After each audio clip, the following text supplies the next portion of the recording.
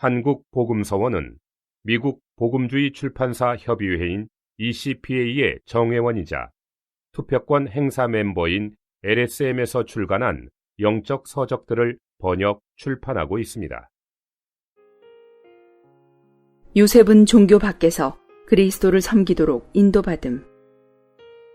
박사들이 떠난 후에 주님의 천사가 꿈에 요셉에게 나타나서 헤롯이 아기를 죽이려고 찾고 있으니 일어나서 아기와 아기의 어머니를 데리고 이집트로 피하여 내가 그대에게 말할 때까지 거기에 머무십시오 라고 말했습니다. 요셉이 이번에 받은 인도는 아주 특별했습니다. 어느 날 아침 요셉이 아침부응을 하면서 호세아서 11장 1절에 있는 내 아들을 이집트에서 불러냈거늘 이라고 말하는 말씀을 읽고서 아, 알겠다. 성경 말씀은 우리가 이집트로 내려가야 한다고 지시하는구나. 그렇다면 우리는 즉시 이집트로 가자라고 말한 것이 아닙니다. 그러한 것이 아닙니다. 요셉은 비몽사몽의 상태에서 아기를 데리고 이집트로 피하라는 주님의 계시를 얻었습니다. 요셉은 주님의 말씀에 순종하여 아기를 데리고 이집트로 내려갔습니다. 이렇게 하여 박사들은 헤롯의 속임수에 빠지지 않았고 오히려 헤롯이 우롱을 당했습니다. 그뿐 아니라 주님도 호세아서에서 언급한 그리스도에 대한 예언의 성취를 이루셨습니다. 요셉은 이집트로 가서 거기에 머물렀습니다. 이것은 그리스도에 대한 요셉의 봉사였습니다. 요셉은 처음으로 그리스도를 섬긴 사람입니다. 그가 그리스도를 섬긴 것은 성경의 지식에 근거한 것이 아니고 성경의 가르침에 근거한 것도 아니며 바로 주님과의 교통에 근거한 것입니다. 요셉은 비록 내세울 곳이 없는 사람이었고 아무도 그를 주의하지 않았지만 그는 주님과 좋은 교통을 가졌습니다. 이 교통 안에서 주님은 그분의 갈망을 그에게 계시하셨고 그는 이 계시에 따라 행하며 거기에서 그리스도를 섬겼습니다. 주 예수님은 마리아에게서 태어나셨습니다. 그러나 마리아는 여인이어서 그녀에게는 동역자가 필요했습니다. 마리아만 있고 요셉이 없었다고 생각해 보십시오. 주 예수님의 출생에 문제가 생겼을 것입니다. 아마도 그분은 나사렛에서 태어나시고 베들레헴에서는 태어나실 수 없었을지도 모릅니다. 그렇게 되었다면 성경에 부합하지 않는 것입니다. 주 예수님은 나사렛에서 잉태되셨지만 결국에는 베들레헴에서 태어나시게 되었는데 여기에는 요셉의 동역이 있었기 때문입니다. 요셉은 베들레헴 사람이어서 호적 등록을 하려면 반드시 베들레헴으로 돌아가야 했습니다. 이렇게 하여 주 예수님은 베들레헴에서 태어나시게 된 것입니다. 이후에 헤롯이 주 예수님을 죽이려고 찾았기 때문에 그들은 이집트로 피해야만 했습니다. 그 옛날에 처녀가 아기를 데리고 길을 가는 것은 보통 어려운 일이 아니었을 것입니다. 그래서 요셉의 동역이 더욱 필요했습니다. 이 때문에 주 예수님이 잉태되셨던 그때에만 천사가 마리아를 찾아와 마리아에게 주 예수님이 그녀 안에서 잉태되실 것이라고 알려주었고 그 이후부터는 그녀가 어떻게 해야 하는지, 어디로 가야 하는지, 어디로 피해야 하는지, 또 돌아와서 어느 지방으로 가야 하는지에 대해서 마리아에게는 한마디도 알려주지 않으셨고 전부 요셉에게 알려주셨습니다. 마리아는 따르기만 했습니다. 요셉이 베들레헴으로 올라가야 한다고 말하면 마리아는 요셉을 따라서 베들레헴으로 올라갔습니다. 요셉이 이집트로 피해야 한다고 말하면 마리아는 두말하지 않고 요셉을 따라갔습니다. 마리아가 이렇게 따른 것은 헛걸음한 것이나 헛수고한 것이 아니었습니다. 그녀가 이렇게 요셉을 따라간 것은 성경의 예언을 성취한 것이며 하나님의 마음의 갈망을 이룬 것입니다.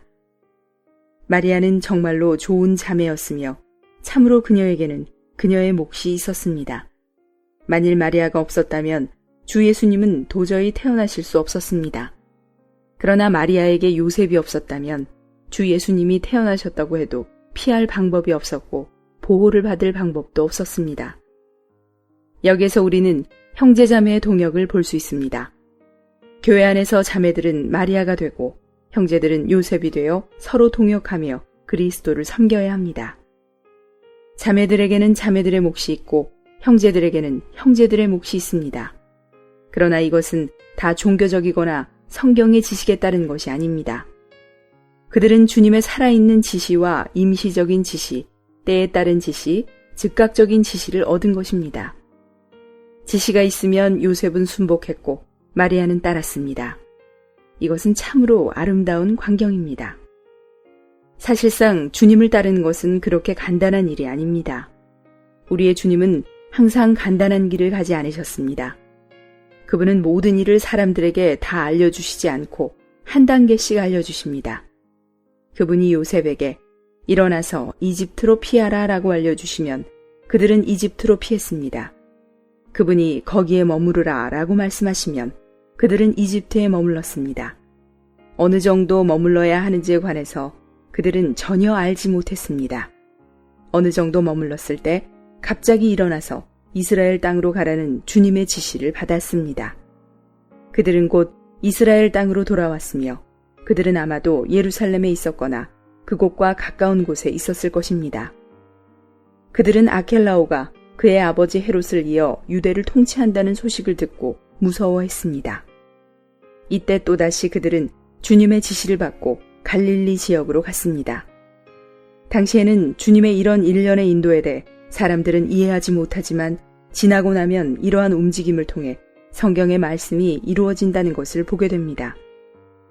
성경은 주님께서 나사렛에서 태어나실 것이라고 말하지 않고 베들레헴에서 태어나실 것이라고 말했습니다.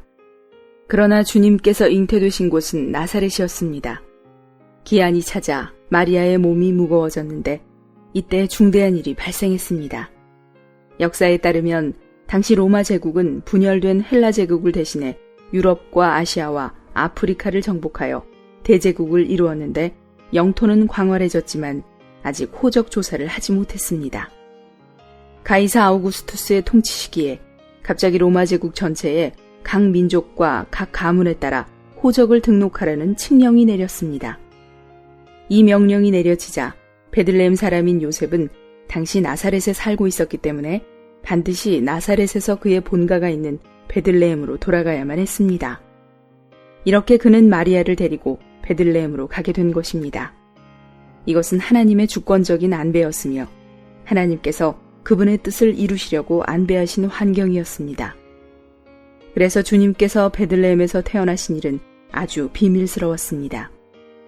그분께서 잉태되신 곳은 나사렛이었고 성장하신 곳도 나사렛이었지만 태어나신 곳은 베들레헴이었습니다. 성경은 그분이 베들레헴에서 태어나실 것이라고 했지만 또한 나사렛 사람이라고 불리실 것이라고도 예언했습니다. 이러한 예언의 성취는 요셉의 섬김과 관계가 있었습니다. 요셉이라는 사람은 확실히 하나님 앞에서 살았고 한 걸음 한 걸음 하나님께로부터 지시를 받았으며 그 결과 그가 한 것은 완전히 성경의 말씀을 성취한 일이었습니다. 만일 오늘 당신이 다만 성경을 읽고 성경을 알고 있기 때문에 성경에 따라서 행한다면 이것이 좋기는 하지만 충분하지는 않습니다. 가장 좋은 것은 당신이 주님을 접촉하고 주님의 얼굴빛 가운데서 삶으로 당신이 행한 것이 자연스럽게 성경에 부합되는 것입니다. 작년에 로스앤젤레스 교회에 대략 21~22살 정도 되는 아주 특이한 남자 히피족이 왔었습니다. 그는 장발인데다가 수염도 덥수룩했고 몸에는 큰 담요를 두르고 있었습니다. 그 모포는 알록달록 갈색 무늬가 있었고 더럽기가 그지없었습니다.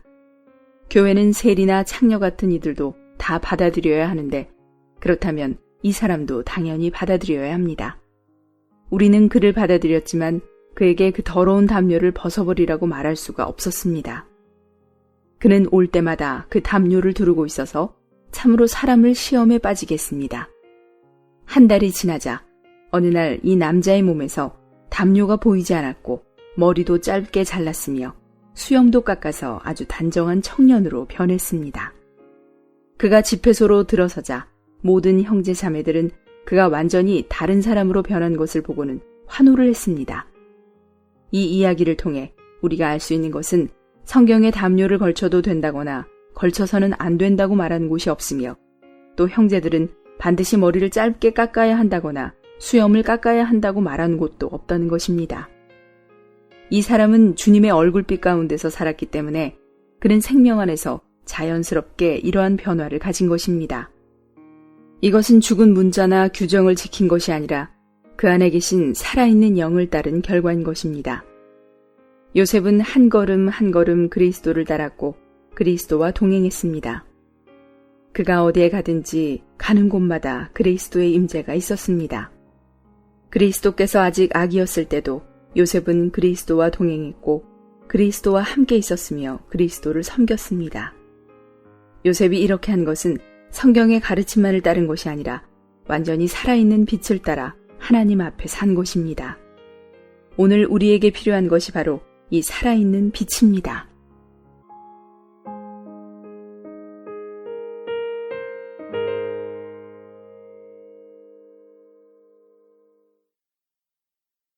본 메시지가 수록된 도서에 관심 있으신 분들은 인터넷 검색창에 한국복음서원 쇼핑몰 또는 1600-3191로 전화 주시면 감사하겠습니다.